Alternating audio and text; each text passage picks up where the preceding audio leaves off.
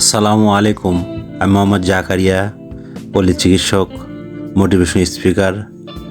সম্মানিত ভিউয়ার্স, আপনাদের মাঝে আবার স্বাস্থ্য বিষয়ে আলোচনা নিয়ে আসলাম। তো আজকে আলোচনার বিষয়ে অনেকে কমেন্ট করেছে যে অনেকের খাবারের পর পেটে সমস্যা হয়, পেটে ডাকে, পেটে ভরভর হয়, ফরফর হয়, পেটে কেমন জানি মুসুর দিয়ে ওঠে। যাবতীয় পেটের সমস্যা নিয়ে কথা বলবো। তো বন্ধুরা, আপনারা কিন্তু চুপি চুপি অনেক ভিউয়ার্স হয় দেখেন, আমি জানি, কিন্তু আপনারা কেউ কমেন্ট করেন না, কেউ শেয়ার করেন না, সাবস্ক্রাইব করেন না। অবশ্যই একটি শেয়ার, একটি লাইক এবং কমেন্ট অবশ্যই করবেন।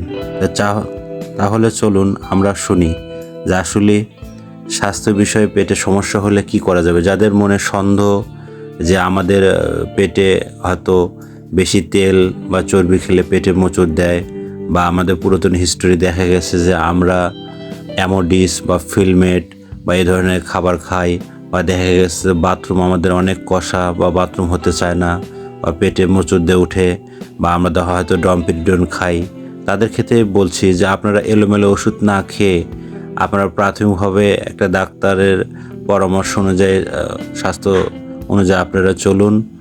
আর আপনারা নিজের দিকে লক্ষ্য রাখুন।